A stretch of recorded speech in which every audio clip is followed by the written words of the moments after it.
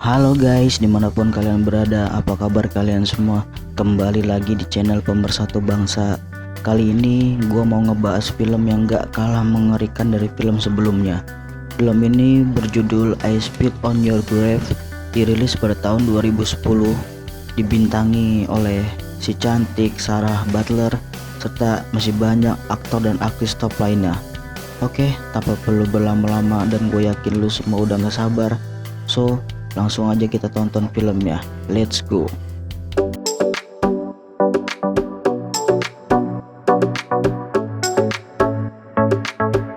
Cerita diawal dari seorang wanita yang bernama Jennifer, seorang penulis buku novel yang sedang mencari tempat tinggal yang tenang dan damai untuk mendapatkan inspirasi agar bisa menyelesaikan buku barunya. Ia lalu bertemu dengan pria bernama Earl, pemilik tempat penyewaan pondok yang akan Jennifer tempati. Setelah itu, Earl lalu memberikan sebuah peta dan menjelaskan rute yang akan Jennifer lalui. Lalu Jennifer pun berangkat menuju pondoknya. Lalu di tengah perjalanan, ia melihat sebuah pom bensin dan berhenti sejenak untuk mengisi bensin. Kemudian ia bertanya dengan seorang pria yang bernama Johnny lokasi pondok yang bernama Mockingbird. Lalu Johnny memberitahukan bahwa Jennifer telah salah jalan dan lokasi pondoknya sudah terlewat. Setelah bensinnya full terisi, Jennifer langsung pergi menuju pondoknya. Dan berkat informasi dari Johnny, akhirnya Jennifer berhasil menemukan pondoknya. Dan setelah itu, Jennifer yang tidak ingin kehilangan momen langsung bersiap untuk melanjutkan pekerjaannya sebagai penulis novel. Singkat cerita, setelah beberapa hari tinggal di pondoknya, Jennifer mengalami masalah karena di saat ia ingin mandi, keran airnya rusak. Lalu ia pun menghubungi Earl dan memberitahukannya bahwa ia membutuhkan orang untuk memperbaiki keran airnya. Dan tidak lama kemudian, Earl pun mengirimkan seorang pria yang bernama Matthew untuk memperbaikinya. Dan akhirnya, setelah beberapa lama diperbaiki, Matthew berhasil membuat keran air berfungsi dengan baik. Di tempat lain, terlihat 3 orang pria yang sedang memancing. Ternyata mereka adalah Johnny dan kedua temannya yang bernama Andy dan Stanley. Lalu tidak lama kemudian datanglah Matthew dan ikut bermancing bersama mereka. Kemudian setelah mereka berkumpul, Stanley memberitahukan kepada yang lainnya bahwa ia telah merekam Jennifer saat berada di pondok, dan Stanley juga mengatakan bahwa Matthew telah memperbaiki pipa airnya. Dan setelah itu Jennifer memberikan ciuman kepada Matthew sebagai imbalannya. Ternyata Johnny tidak percaya dengan apa yang Stanley katakan. Akan tetapi Matthew membenarkan cerita Stanley. Namun tetap saja Johnny tidak percaya. Lalu Stanley pun memperlihatkan rekamannya. Setelah melihatnya, Johnny dan Andy merasa takjub dengan kemolekan tubuh Jennifer. Lalu Johnny berjanji akan menaklukkan Jennifer. Akan tetapi teman-temannya terus mengolok-oloknya bahwa ia tidak akan mampu menaklukkan Jennifer. Lalu beberapa hari setelahnya, di saat malam menjelang pagi, Jennifer terbangun dari tidurnya. Ia lalu mendengar ada beberapa suara aneh yang berasal dari luar pondoknya. Setelah ia memeriksanya, ternyata tidak ada apa-apa. Lalu Jennifer mendengar suara dari pintu belakang rumahnya. Dengan rasa takut, ia memberanikan diri untuk memeriksanya. Ternyata ia melihat seekor burung yang sudah mati berada di depan pintunya. Setelah itu ia mendengar ada suara pintu dari sebuah gudang. Kemudian Jennifer mengunci pintu gudangnya, dan ketika ia masuk, tiba-tiba gambar di laptopnya berubah menjadi foto Johnny dan teman-temannya. Dan tidak lama kemudian Johnny dan teman-temannya masuk ke dalam pondoknya. Merasa ketakutan, Jennifer pun meminta mereka pergi. Kalau tidak, ia akan menelepon mereka ke polisi. Akan tetapi Johnny tidak takut. Lalu ia juga mengatakan bahwa Jennifer tidak bisa memanggil polisi karena handphonenya rusak, dan ia mengetahui hal itu dari Matthew. Kemudian Johnny pun memanggil Matthew untuk masuk. Lalu Johnny dan yang lainnya langsung mengolok-olok Jennifer. dan lama-kelamaan mereka semakin kasar terhadap Jennifer. Dan mereka juga memaksa Jennifer untuk minum minuman keras yang telah dibawa oleh Johnny. Kemudian Johnny meletakkan pistol di celananya dan memasukkan pistol itu ke mulut Jennifer beberapa kali. Lalu Andy pun melakukan hal serupa kepada Jennifer dengan memasukkan botol minuman ke mulut Jennifer. Akan tetapi Jennifer berhasil melawan dan ia pun lari keluar. Lalu tanpa disengaja ia bertemu dengan seorang sheriff bernama Stuart dan Earl yang sedang berburu. Kemudian Jennifer menceritakan apa yang telah ia alami kepada si sheriff.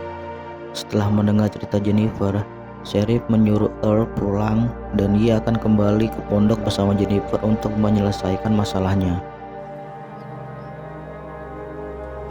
Setelah sampai di pondok, si sheriff memeriksa semua benda yang ada di situ dan ia juga menggeledah Jennifer.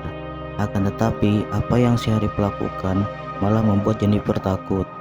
Tiba-tiba datanglah Johnny dan teman-temannya dan ternyata si sheriff bersekongkol dengan mereka dan malah makin kasar terhadap Jennifer. Setelah itu Johnny menyuruh Matthew membuka pakaiannya. Akan tetapi Matthew menolaknya. Namun Johnny terus memaksanya dengan melepaskan celana Jennifer. Setelah melihat itu, Matthew pun langsung membuka celananya. Kemudian Johnny membandingkan Jennifer. Karena Jennifer terus berontak, lalu Andy dan si sheriff pun memegangi Jennifer. Melihat Jennifer tanpa celana dalam, Matthew pun langsung memasukkan senjata pamungkasnya. Jennifer pun tidak bisa berbuat apa-apa karena Johnny dan yang lainnya terus memeganginya. Jennifer pun merintih kesakitan dan Matthew pun terus mengenjotnya hingga Matthew selesai melampiaskan hawa nafsunya. Setelah itu Jennifer berjalan keluar pondok.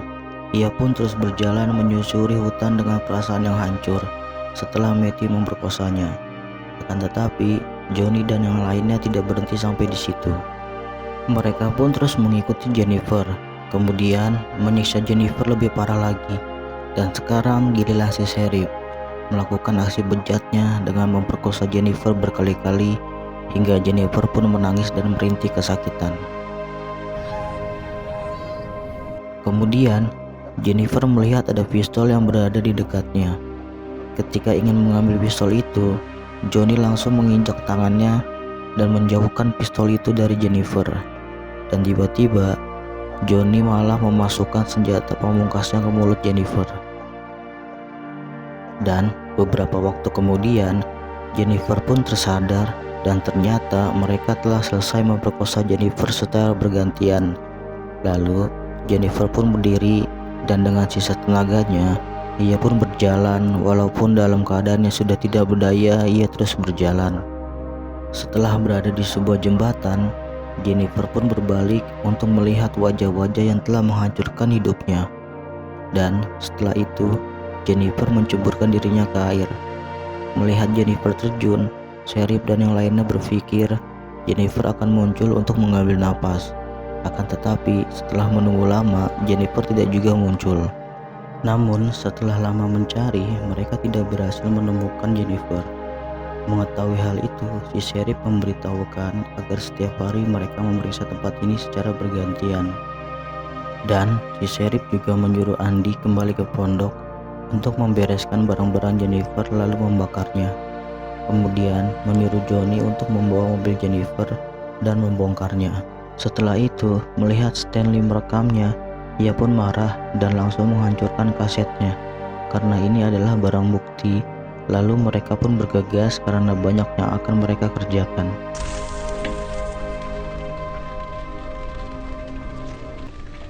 Singkat cerita, setelah cukup lama Jennifer menghilang, terlihat Matthew yang sedang menyendiri. Dan ternyata Matthew masih memikirkan kejadian itu. Ia pun terus dibayang-bayangi dan dihantui oleh rasa ketakutan. Lalu pada malam harinya terlihat si sheriff sedang bersantai bersama istrinya. Tidak lama kemudian Earl menelponnya dan mengatakan kepada si sheriff bahwa ada seorang wanita yang mengirimkan pesan kepadanya. Wanita itu bertanya mengenai Jennifer karena sudah sebulan ia tidak melihatnya. Lalu Earl mengatakan bahwa sebulan lalu Jennifer telah pergi dari pondok dan orang terakhir bersamanya adalah si Sheriff. Dan Earl pun meminta si Sheriff menghubungi perempuan itu untuk menjelaskannya. Keesokan paginya terlihat Johnny dan Andy sedang bersantai. Tidak lama kemudian terlihat Stanley yang sedang berlari dengan rasa panik.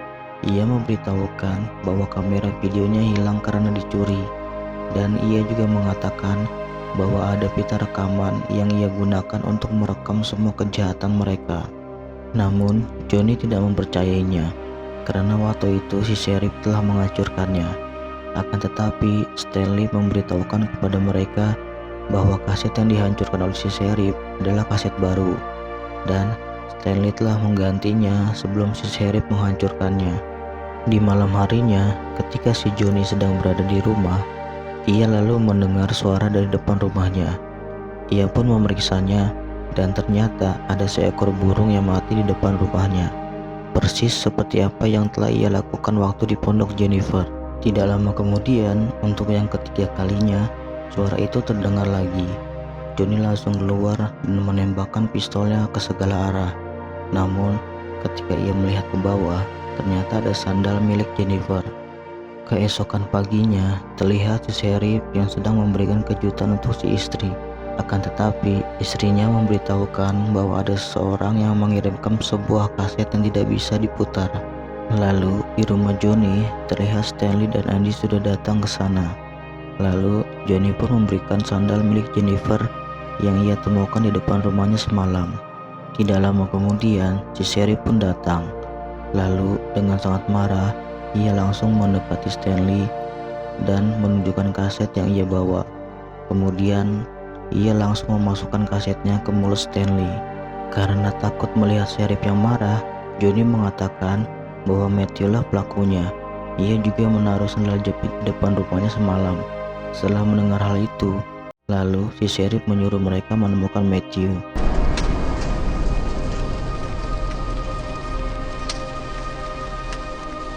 Setelah itu, si Sheriff pergi untuk berburu bersama Earl. Ketika Earl beristirahat, si Sheriff memberikan sebotol whisky untuk ia nikmati. Namun, setelah minumnya, tidak lama kemudian, si Sheriff langsung menembak Earl hingga tewas. Karena Earl adalah saksi dan ia bisa membahayakan si Sheriff. Lalu, di tempat lain, terlihat Matthew yang sedang berdiri di dekat danau. Ia mendengar ada suara Jennifer yang memanggilnya. Ia pun bergegas mencarinya ke dalam pondok. Akan tetapi, ia tidak menemukannya. Ketika ia turun, Matthew terjatuh dari tangga dan pingsan. Ketika Matthew sadar, ia melihat Jennifer yang sedang duduk. Jennifer mengajak Matthew untuk duduk di sampingnya. Kemudian, Matthew meminta maaf kepada Jennifer dan ia juga merasa menyesal. Akan tetapi Jennifer hanya diam saja. Dan tidak lama kemudian Jennifer mencekik Matthew dengan tali yang telah ia siapkan hingga pingsan dan langsung menyeretnya. Lalu di tempat lain terlihat Andy dan Stanley sedang mencari Matthew. Kemudian mereka mendengar suara harmonika yang sering Andy mainkan. Karena berpikir itu adalah Matthew, mereka langsung berlari menuju lokasi suara harmonika tersebut. Kemudian mereka pun terhenti di sebuah rumah yang sudah kumuh. Setelah itu Andy masuk dan memeriksanya apakah Matthew ada di dalam. Dan Stanley yang mencarinya di luar rumah tiba-tiba bertemu dengan Jennifer. Ketika Stanley ingin mendekat, ternyata ia telah menginjak ranjau yang sudah dipasang oleh Jennifer. Karena kesakitan, Stanley berteriak dan meminta bantuan Andy. Mendengar suara Stanley, Andy pun keluar untuk menolongnya. Lalu, tiba-tiba Jennifer muncul dari belakang dan langsung memukul kepala Andy hingga ia pingsan. Dan setelah itu, Jennifer juga memukul kepala Stanley hingga pingsan. Setelah Andy sadar dari pingsannya, ia sudah berada di sebuah bak mandi dengan keadaan tangan dan kakinya sudah terikat.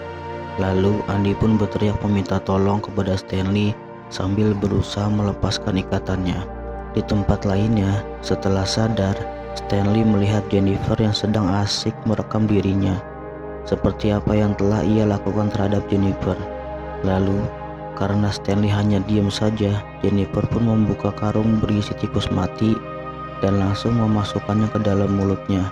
Karena merasa jijik, Stanley pun muntah. Setelah itu, Jennifer menyiapkan beberapa kail pancing karena Jennifer tahu bahwa Stanley dan yang lainnya senang sekali memancing. Namun, kail yang Jennifer siapkan bukan untuk memancing, tetapi digunakan untuk mengaitkan kedua mata Stanley agar terus terbuka. Lalu, ia pun mengikat tali pancingnya di pohon agar mata Stanley terus terbuka. Kemudian, Jennifer datang menghampiri Andy. Karena ketakutan, Andy pun meminta maaf kepada Jennifer. Namun, Jennifer tidak peduli. Lalu, Jennifer menyelupkan kepala Andy ke air beberapa kali, persis seperti yang Andy lakukan terhadapnya. Setelah itu, Jennifer menghampiri Stanley. Karena matanya terasa sakit, Stanley pun meminta Jennifer untuk melepaskan kailnya. Namun, Jennifer malah mengeluarkan ikan dan mengoleskan daging ikan ke mata Stanley. Kemudian, setelah beberapa lama, karena bau amis, beberapa burung gagak datang menghampiri Stanley dan mulai memakan daging yang ada di tubuhnya hingga ke mukanya. Lalu, gagak juga memakan matanya hingga Stanley pun mati. Setelah itu, Jennifer kembali ke dalam rumah. Melihat Andy yang sedang tenggelam, ia lalu menariknya karena ia tidak ingin Andy mati dengan mudah. Akan tetapi, Jennifer terus menyelupkan kepala Andy ke dalam air sampai ia puas. Setelah itu, Jennifer mengambil cairan kimia yang telah ia siapkan dan menuangkannya ke dalam air. Lalu, ia pun menarik kayu yang menahan tubuh Andy. Karena tidak bisa menahan berat tubuhnya, kepala Andy pun jatuh ke air dan air yang sudah bercampur dengan cairan kimia langsung membakar mukanya. Andy terus berusaha menarik kepalanya, namun karena sudah tidak kuat dan Andy pun tewas dengan muka terbakar cairan kimia. Setelah kejadian itu, keesokan harinya terlihat Johnny yang sedang berada di pom bensin miliknya. Kemudian ia melihat ada seorang wanita yang sedang mengisi bensin. Karena wanita itu menggunakan rok mini yang sangat seksi, Johnny pun langsung menghampirinya. Dan tiba-tiba cewek itu berbalik dan ternyata itu adalah Jennifer dan langsung memukul kepala Johnny hingga pingsan. Beberapa lama kemudian, Johnny pun tersadar dari tidurnya. Lalu, Jennifer menghampirinya dengan tatapan yang penuh dendam. Kemudian, Jennifer mengambil sebuah tang dan dengan sadisnya langsung mencabuti gigi Johnny satu persatu. Setelah itu, Jennifer mengeluarkan pistol milik Johnny dan memasukkannya ke dalam mulut Johnny berulang-ulang, seperti apa yang telah Johnny lakukan kepadanya. Johnny yang marah terus berteriak dan menantang Jennifer. Setelah mendengar itu, Jennifer langsung mengambil gunting yang sangat besar. Lalu, dengan sadisnya, Jennifer memotong rudal milik si Johnny dan setelah itu, Jennifer memasukkannya ke dalam mulut Johnny. Melihat rudalnya sudah tidak ada di tempatnya, Johnny pun terus berteriak sampai ia tewas karena kehabisan darah. Keesokan harinya, terlihat si Sheriff sedang dalam perjalanan menuju ke kantornya. Lalu istrinya menelepon dan mengatakan bahwa guru private anaknya sudah datang ke rumahnya. Lalu si anak mengatakan kepada si Sheriff untuk berbicara kepada gurunya. Kemudian anaknya memberikan telepon kepada Jennifer dan setelah Jennifer menyebutkan namanya untuk berkenalan, tiba-tiba si Sheriff pun kaget sampai ia memberhentikan mobilnya. Lalu si Sheriff pun bergegas pulang ke rumahnya. Ketika sampai di rumah, istrinya mengatakan bahwa Jennifer telah membawa anaknya ke sebuah taman bermain. Mendengar hal itu, si Sheriff pun langsung pergi ke taman bermain untuk mencari anaknya. Setelah sampai, si Sheriff tidak menemukan Jennifer dan anaknya. Kemudian, ia pun memutuskan pergi mencari anaknya ke tempat yang lain. Ketika sudah masuk ke dalam mobil, ternyata Jennifer sudah di dalam dan langsung memukul kepala si Sheriff hingga ia pingsan. Beberapa lama kemudian, akhirnya si Sheriff tersadar dengan posisi tangan terikat dan senjata yang sudah menusuk bokongnya. Kemudian, melihat kedatangan Jennifer, si Sheriff pun menangis dan meminta ampun. Lalu, Jennifer mulai menusukkan senjata ke bokong si Sheriff seperti apa yang telah ia lakukan kepada Jennifer. Karena kesakitan, si Sheriff pun menangis sambil memohon kepada Jennifer. Setelah itu, ia menarik tali yang sudah terikat di pelatuk senjata dan mengikatnya pada orang yang ditutupi oleh karung. Dan ternyata orang itu adalah Matthew yang sedang dalam keadaan pingsan. Dan setelah siap, Jennifer pergi meninggalkan tempat itu. Melihat Jennifer pergi, si Sheriff terus berteriak minta tolong. Karena si Sheriff terus berteriak dengan suara yang lantang, lalu tanpa sadar ia telah membangunkan Matthew. Matthew yang tidak tahu langsung menarik tangannya yang sudah terikat oleh tali dan menembak mereka berdua hingga tewas. Akhirnya Jennifer pun berhasil membalaskan dendamnya kepada para pria yang telah menghancurkan hidupnya. Oke guys, bagaimana dengan film tadi? Gue yakin bisa menghibur kalian semua. Sekian dari gue, sampai jumpa di cerita film yang lebih mengerikan dan menegangkan lainnya. Gue mohon pamit, ciao.